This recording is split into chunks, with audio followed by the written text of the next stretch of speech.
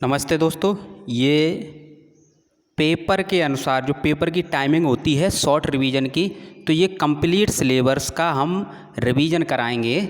और पेपर के जो 30 मिनट मिलते हैं उसमें हम मैक्सिमम टाइम में कंप्लीट सिलेबस किस प्रकार रिवीजन कर सकते हैं, तो ये इसलिए मैराथन क्लास बनाई जा रही है, टाइम को ध्यान में रखते हुए। तो वीडियो को अंत तक जरूर देखें और सभी छात्र चैनल को सब्सक्राइब कर लें और घंटी वाले बटन को दबा लें। समझते हैं दोस्तों, प्राकृतिक वस्तुएं। प्राकृतिक वस्तुएं यानी जो वस्तुएं प्रकृति से प्राप्त हैं, शब्द का अर्थ समझाएंगे जिससे आप पेपर में लिख सकें। प्राकृतिक यानी जो वस्तुएं, वह वस्तुएं जो प्रकृति से प्राप्त होती हैं उन्हें प्राकृतिक वस्तुएं कहते हैं। जैसे वायु, जल, मिट्टी, खनिज, पेड़ पौधे, ये सभी प्राकृतिक वस्तुओं के अंतर्गत आएंगे। केवल आपको सुनना है, ठीक है। मानव निर्मित वस्तुएं, वह वस्तुएं जो जिनका निर्माण मानव द्वारा किया जाता है, मानव निर्मित वस्तुएं कहलाती हैं। जैसे वस्त्र है, कांच है, प्लास्टिक है, साबुन, ये सभी कारखाने में बनते हैं। कांच धातुओं के सिलिकेटों का मिश्रण होता है। इसमें साधारण कांच और कठोर कांच पड़ेंगे। साधारण कांच हैं जिसकी बोतल, खिड़की बनती हैं, और कठोर कांच की परखनली जो प्रयोगशाला में बीकर यूज होते हैं वह बनता है। तो साधारण कांच में सोडियम बाइकार्बोनेट, चूना तथा रेत को मिलाकर बनाया जाता है, और कठोर कांच को पोटेशियम कार्बोनेट, चूना, पत्थर और रेत को मिलाकर बनाया जाता है। प्लास्टिक रासायनिक रूप से असंतृप्त हाइड्रोकार्बन के उच्च अणुवार के बहुलक प्लास्टिक पदार्थ कहलाते हैं। जैसे बेकेलाइट, पॉलीथीन। प्लास्टिक दो प्रकार की होती है, एक होती है थर्मोप्लास्टिक, एक थर्मोसेटिंग प्लास्टिक। थर्मोप्लास्टिक इस प्लास्टिक को गर्म करने पर मुलायम हो जाती है। इसके ठंडा करने के बाद पुनः गर्म करके मुलायम किया जा सकता है। किसे? थर्मोप्लास्टिक को। जैसे पॉलीथीन है, पीवीसी है। थर्मोसेटिंग प्लास्टिक, इस प्लास्टिक को गर्म करने पर मुलायम हो जाती है, इसे ठंडा करने के बाद पुनः गर्म करने पर मुलायम नहीं होती है। ये दोनों में अंतर है। जैसे बेकेलाइट। साबुन समझते हैं। रासायनिक रूप से साबुन उच्च वसी अम्लों के सोडियम तथा पोटेशियम लवण होते हैं। अपमार्जक या डिटर्जेंट, कठोर जल के साथ झाग देने वाले पदार्थ को डिटर्जेंट कहते हैं। सजीव वस्तुएं, ये आपके पेपर में आएगा। सजीव वस्तुएं वह वस्तुएं जिनमें श्वसन क्रिया, प्रजनन क्रिया हो तथा अपनी इच्छा से गति कर सकें, सजीव वस्तुएं कहलाती हैं। जैसे मनुष्य है, चींटी है, बंदर है, या फिर जानवर, पक्षी, ये सभी क्या हैं? सजीव में आएंगे।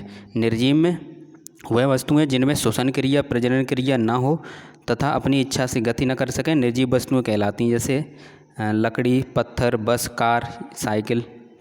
सजीव वस्तुओं के लक्षण ये पूछे जाते हैं। वृद्धि, गति, पोषण, श्वसन, प्रजनन, उत्सर्जन, उत्तेजना, अनुकूलन, कोशिकीय संरचना, निश्चित आकार, शारीरिक संगठन, जीवन चक्र, ये लक्षण होते हैं। सजीव तथा निर्जीव में अंतर पूछा जाता है। सजीव में देखते हैं, सजीव में श्वसन क्रिया होती है, निर्जीव में श्वसन क्रिया नहीं होती है।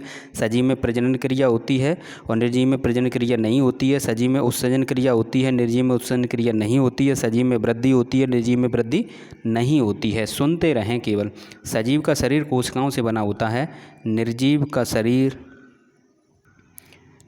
शरीर कोशिकाओं से नहीं बना होता है। पौधे और जंतुओं में अंतर, तो पौधों में और जंतुओं में अंतर देखते हैं। पौधों में जीवन पर्यंत वृद्धि होती है, जंतुओं में एक निश्चित आयु तक वृद्धि होती है। पौधे जो होते हैं गति नहीं करते हैं, जंतु गति करते हैं। पौधे अपना भोजन स्वयं बनाते हैं, जंतु अपना भोजन स्वयं नहीं बनाते हैं। पौधे श्वसन क्रिया में कार्बन डाइऑक्साइड लेते हैं, जंतु श्वसन क्रिया में ऑक्सीजन लेते हैं।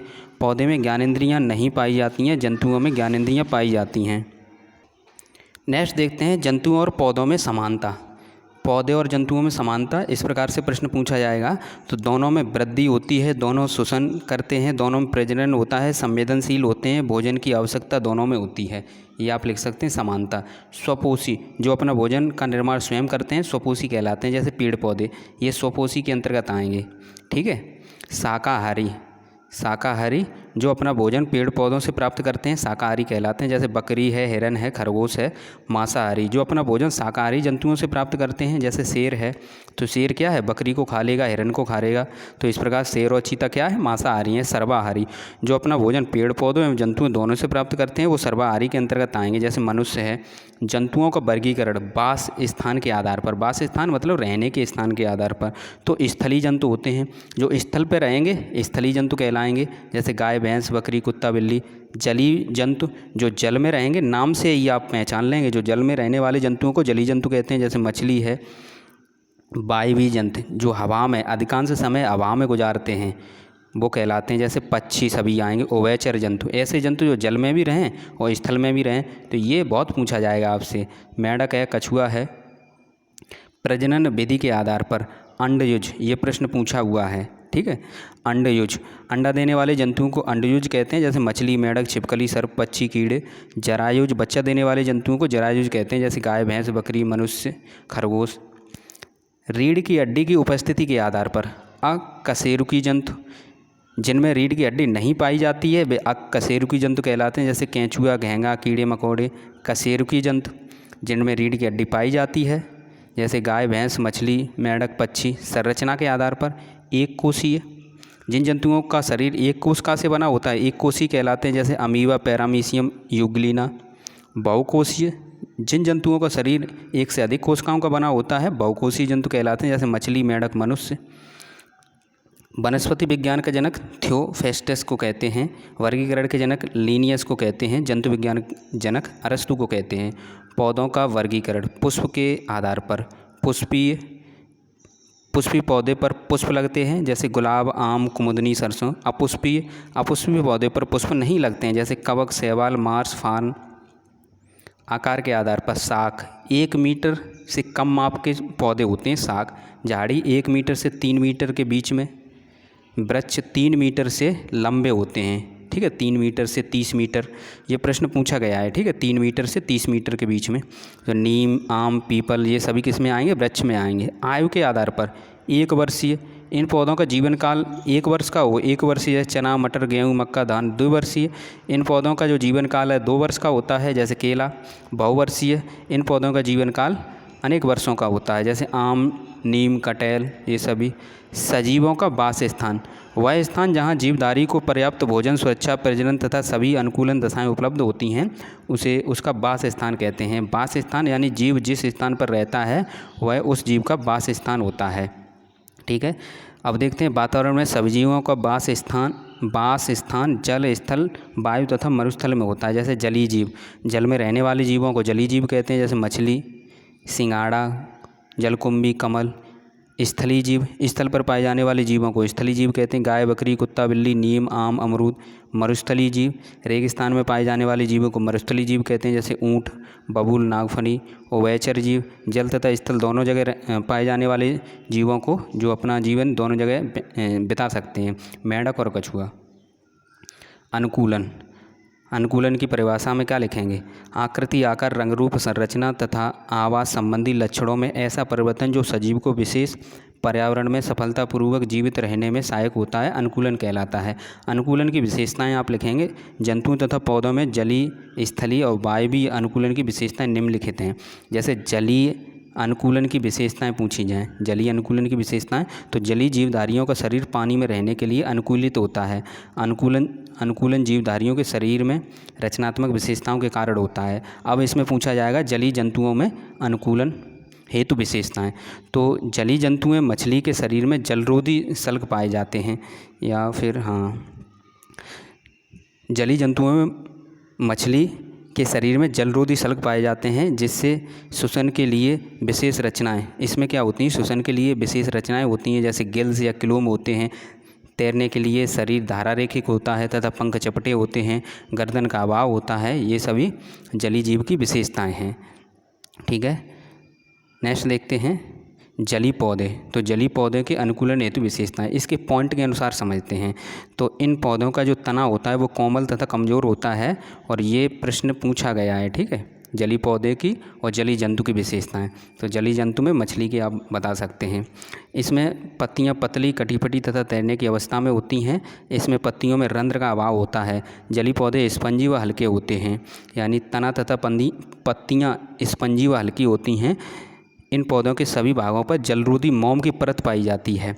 और कमेंट में लिखते रहें, सभी के मोबाइल में जो टाइपिंग करते हैं उसमें बोलने के लिए बोलकर भी टाइपिंग कर सकते हैं। तो सभी जितना हो सके, चाहे हम बेशक पढ़ा रहे हैं लेकिन आप चाहें तो टाइप कर सकते हैं, नहीं तो आप सुनते रहें, ठीक है। आप लाइव देख रहे हैं तो टाइप कर दें, और नहीं तो जब पेपर समय देखें इस वीडियो को तो सुनें, केवल जितना सुन सकते हैं उतना आपको याद हो जाएगा। स्थलीय अनुकूलन, स्थलीय अनुकूलन की विशेषताएं यानी स्थलीय जंतुओं में अनुकूलन हेतु विशेषताएं। तो स्थलीय जंतु में प्रचलन के लिए 4 पाद यानी 4 पैर होते हैं। इसमें सांस लेने के लिए विकसित श्वसन तंत्र होता है। तो स्थलीय जंतु में बिल्ली, कुत्ता, शेर, बकरी, हिरन, जो कुछ आपको याद है वो लिख देना। और फेफड़े से सांस लेते हैं। स्थलीय पौधे को विज्ञान में पादप कहते हैं। अनुकूलन की विशेषताएं, इनका तना मजबूत, पत्तियां चमकीली और चौड़ी होती हैं। अधिक जल में यह सूख जाते हैं। इनमें रंध्र द्वारा गैसीय आदान प्रदान होता है। जड़ तंत्र अधिक विकसित होता है। अब देखते हैं मरुस्थलीय या पर्वतीय या मरुद्भिद। तो इनमें जंतुओं में अनुकूलन, ये इम्पोर्टेंट है, ये पूछा गया है, कई बार पूछा गया है। इनकी त्वचा खुरदरी होती है। इनमें जल संचय करने की क्षमता होती है। इनके शरीर पर अधिक बाल होते हैं। इनके पैर लंबे होते हैं। मरुस्थलीय जंतुओं के तलवे गत्तेदार होते हैं। अब आते हैं मरुस्थलीय पौधे, ये तो पूछा ही जाता है लगभग, ठीक है। बाष्पोजन की क्रिया कम करने के लिए पत्तियां नुकीली तथा कांटों के रूप में पाई जाती हैं।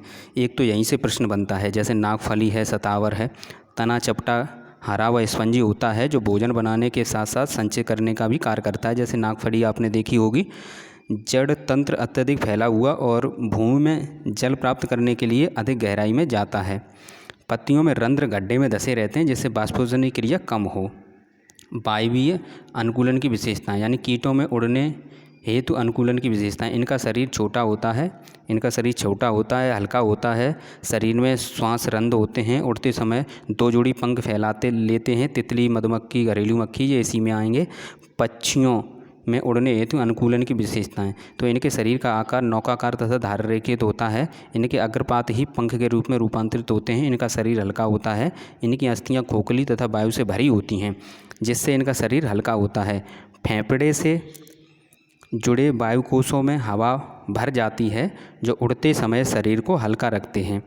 इनमें तोता, कबूतर, जो सभी पक्षी हैं वो सभी आएंगे। अब देखते हैं, ये प्रश्न पूछा गया है, सजीव और निर्जीव के बीच की जो कड़ी है वो विषाणु है, ठीक है। नेक्स्ट देखते हैं, पौधों के विभिन्न भागों की संरचना एवं कार्य। तो पेड़ पौधों में जड़, तना, पत्ती, पुष्प तथा फल अलग अलग अंग हैं। ये मिलकर पूर्ण विकसित पादप माने पौधा होता है, बनाते हैं। पौधे के जमीन के अंदर का भाग जड़ तंत्र तथा जमीन के ऊपर का भाग प्ररोह तंत्र कहलाता है। जड़ तंत्र का निर्माण, ये प्रश्न पूछा हुआ है। जड़ का निर्माण मूलांकुर से होता है और प्ररोह तंत्र का निर्माण प्रांकुर से होता है। यानी जड़ का निर्माण मूलांकुर से, तना का निर्माण प्रांकुर से। ये प्रश्न पूछा गया है। जड़ का निर्माण मूलांकुर से और तना का निर्माण प्रांकुर से होता है। जड़ के बारे में देखते हैं। जड़ पौधे का भूमिगत भाग है। इसका प्रमुख कार्य पौधे को स्थिर रखना तथा मूल रोम की सहायता से भूमि से जल, खनिज, लवण अवशोषित करना है। या फिर ये लिख सकते हैं, पौधे का वह भाग जो बीज से मूलांकुर के रूप में निकलता है, जड़ कहलाती है। जड़ की विशेषताएं, जड़ पेड़ को स्थिर रखती है, भूमि से जल व खनिज लवण अवशोषित करती है। जल का निर्माण मूलांकुर से होता है। जल का रंग भूरा या मटमैला होता है, ये आप लिख सकते हैं, ठीक है। जड़ में पर्वसंधि, पत्ती, फूल, फल नहीं पाए जाते हैं, ये विशेषता में लिखते हैं। कार्य, जड़ पेड़ को स्थिर रखती है। जो विशेषताएं हैं उसी में से कार्य लिख देंगे, वही कार्य हैं उसके। जड़ भूमि से मूल रूप की सहायता से जल तथा खनिज लवण अवशोषित करती है। जड़ों के प्रकार, मूसला जड़ और अपस्थानिक जड़। जड़ों के प्रकार 2 हैं। मूसला जड़ें वह जड़ें जिसमें एक मुख्य जड़ होती है, वो मूसला जड़ होती है। अपस्थानिक जड़ें वह जड़ें जिसमें मुख्य जड़ की कुछ वृद्धि कुछ लंबाई के बाद रुक जाती है, वो कौन सी होती हैं? अपस्थानिक जड़ें होती हैं, जैसे मक्का और गेहूं की जड़ें। मूसला जड़ में आम, नीम, सरसों, सेम, ये आप लिख सकते हो।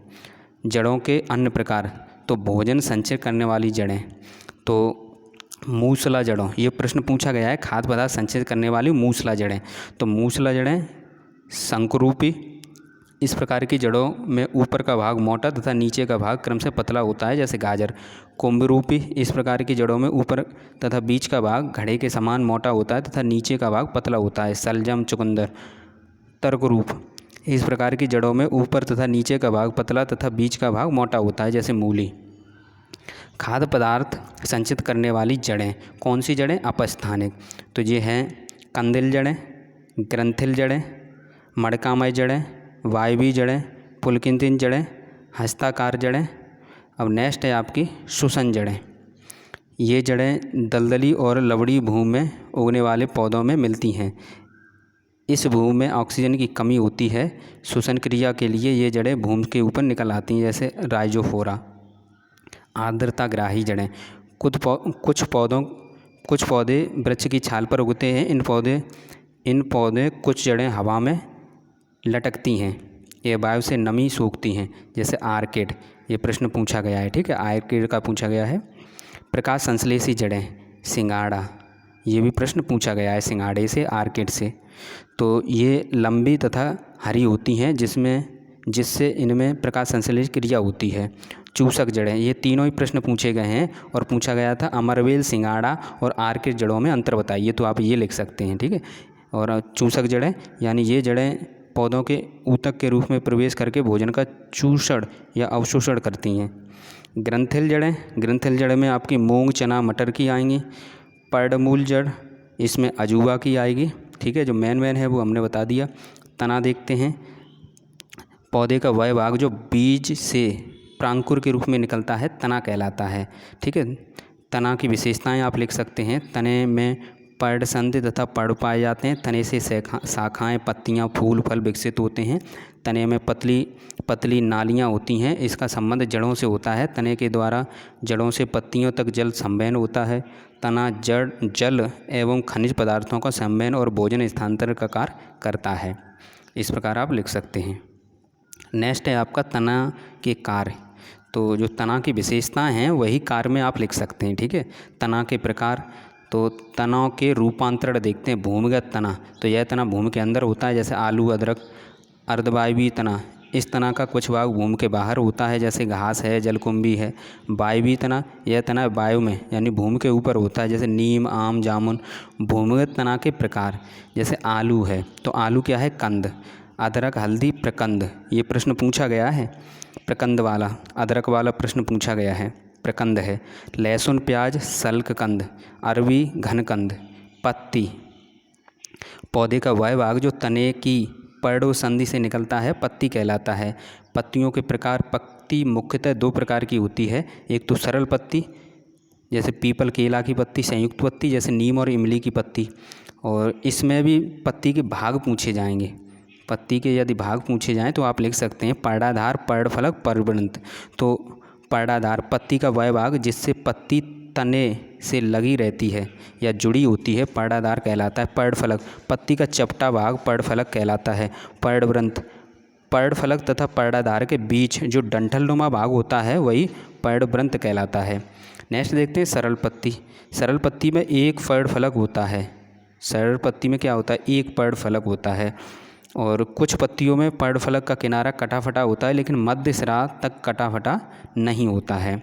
जैसे मूली है, सरसों है, पपीता है, अंगूर है, ये आप लिख सकते हैं, क्योंकि प्रश्न में ये पूछा गया है सरल पत्ती और संयुक्त पत्ती में अंतर बताइए, तो आप परिभाषा और उदाहरण में लिख सकते हैं। संयुक्त पत्ती में पर्णफलक का कटा मध्य सिरा तक होता है, आप ये लिख सकते हैं। और इसमें इमली, नीम, गुलाब, नींबू, बेर, ये लिख सकते हैं। पत्ती के कार्य पूछे गए हैं। प्रकाश संश्लेषण क्रिया द्वारा पत्तियां भोजन बनाती हैं। बाष्पोत्सर्जन क्रिया द्वारा आवश्यकता से अधिक जल बाहर निकालती हैं। रंध्रों के माध्यम से गैसों का आदान प्रदान करती हैं। कुछ पत्तियां जैसे अजूबा आदि की पत्तियां कायिक जनन में सहायक होती हैं। पुष्प, तने की शाखाओं पर स्थित कलिकाएँ रूपांतरित होकर पुष्प बन जाती हैं।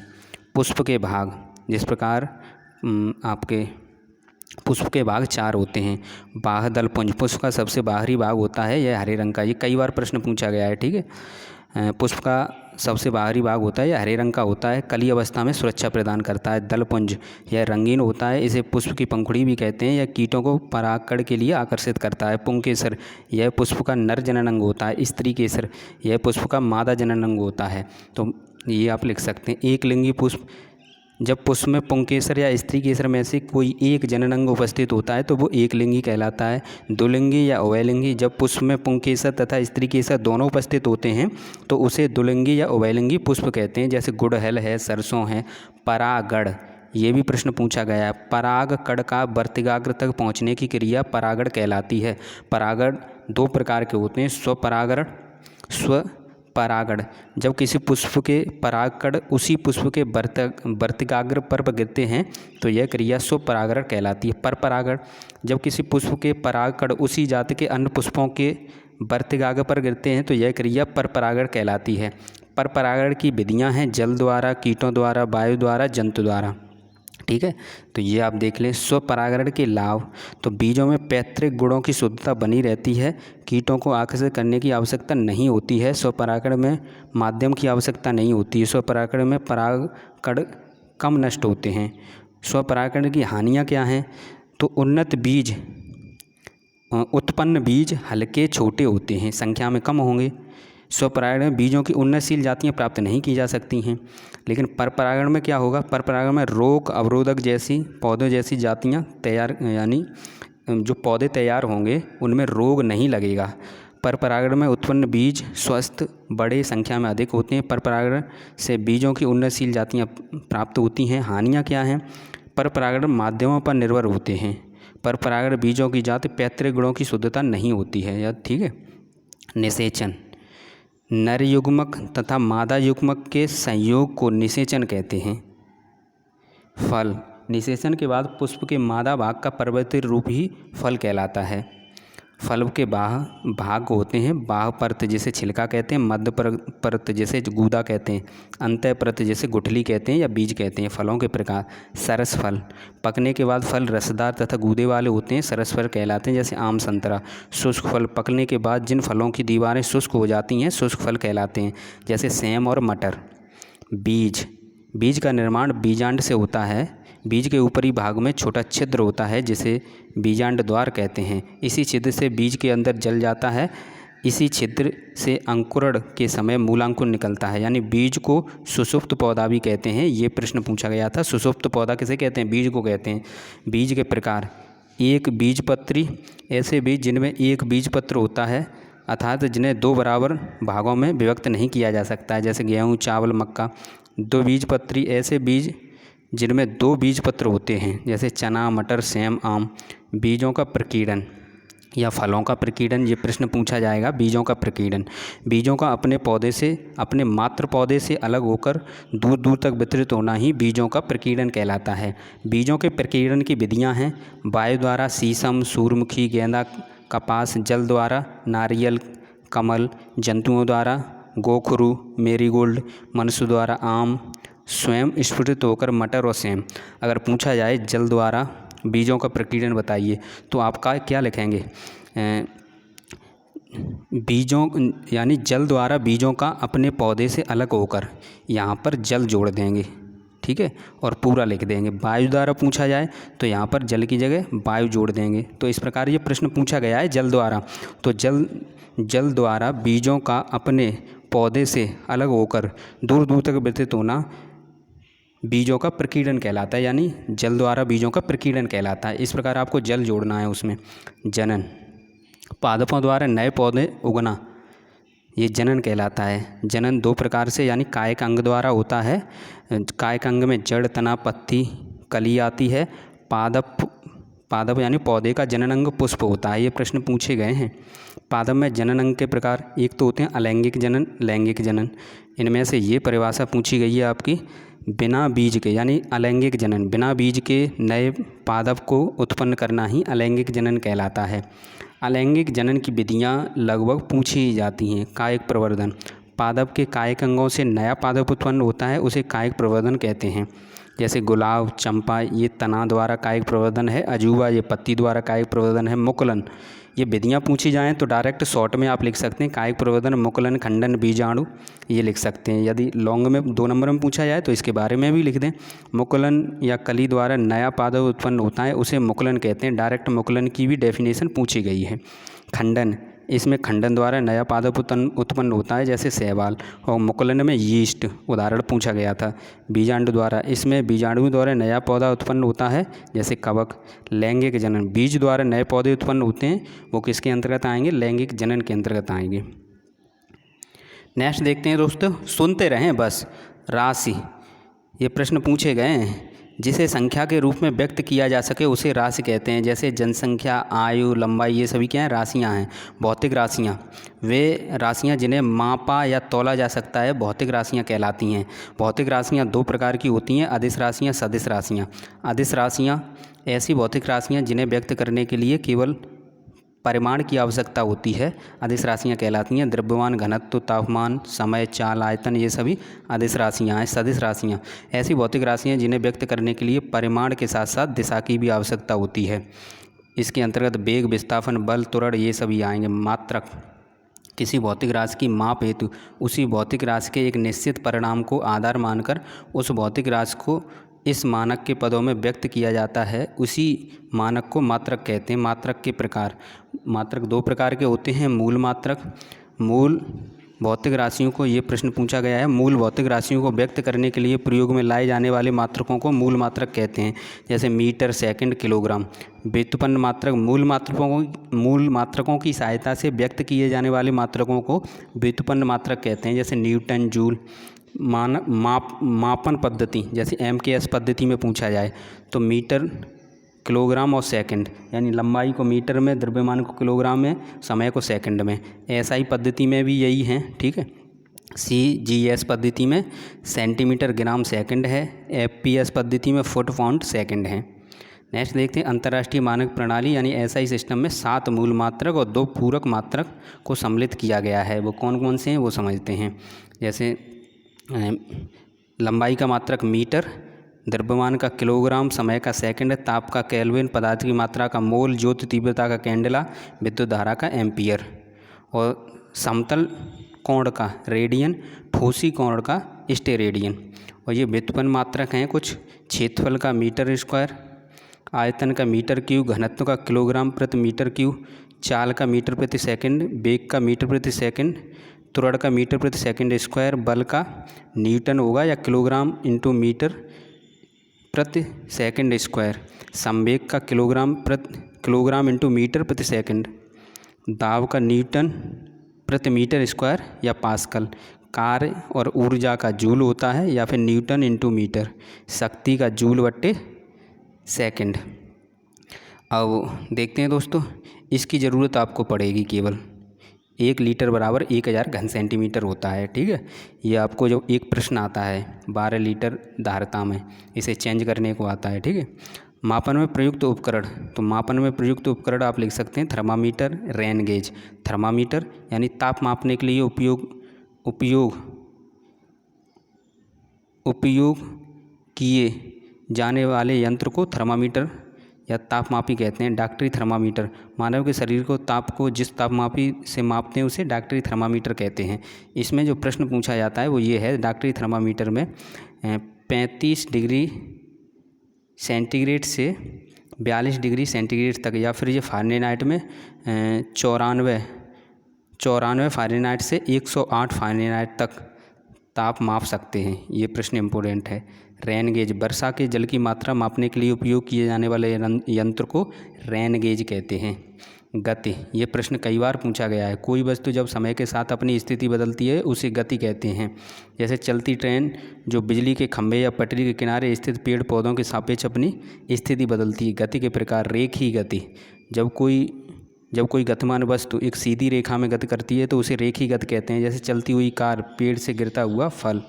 वृत्तीय गति, जब कोई गतिमान वस्तु वृत्तीय मार्ग पर घूमती है तो उसे वृत्तीय गति कहते हैं। जैसे पृथ्वी के चारों ओर चंद्रमा की गति, ये प्रश्न पूछा गया है। घूर्णन गति, ये भी प्रश्न पूछा गया है। जब कोई गतिमान वस्तु अपने अक्ष पर घूमती है तो उसे घूर्णन गति कहते हैं। घूमता हुआ लट्टू की गति या कुमार का घूमता हुआ चाक की गति। दोलन गति, जब कोई वस्तु अपनी माध्य स्थिति के दोनों ओर गति करती है तो उसे दोलन गति कहते हैं। यह भी प्रश्न पूछा गया है। सरल लोलक की गति, झूला की गति।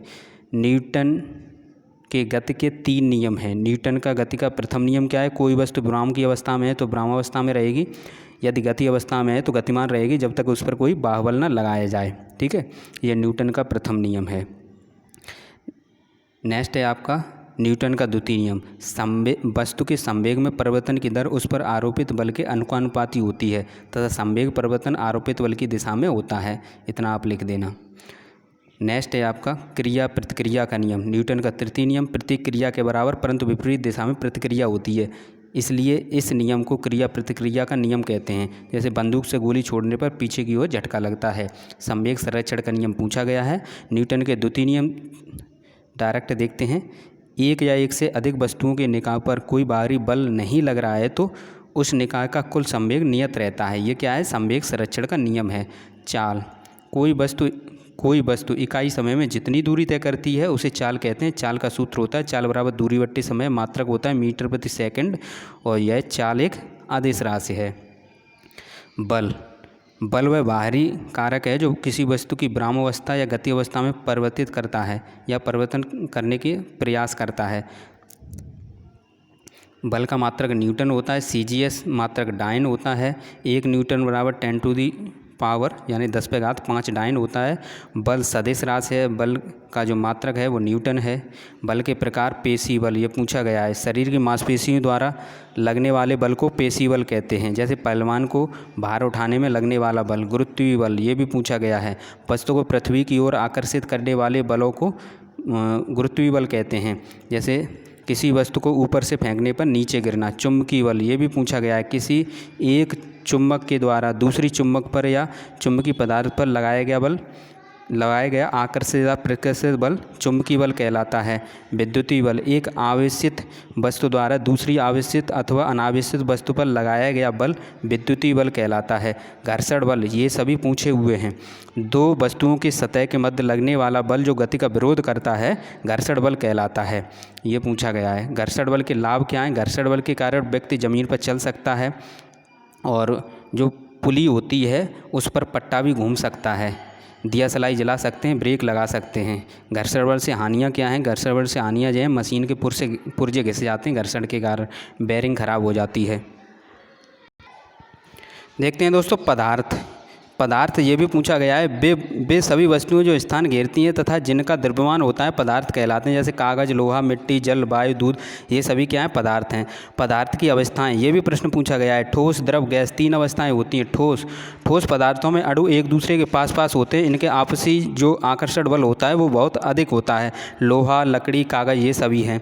द्रव के अणु ठोस पदार्थों के अणुओं की अपेक्षा दूर होते हैं, इनमें आपसी आकर्षण बल ठोस की अपेक्षा कम होता है। जैसे तेल, जल।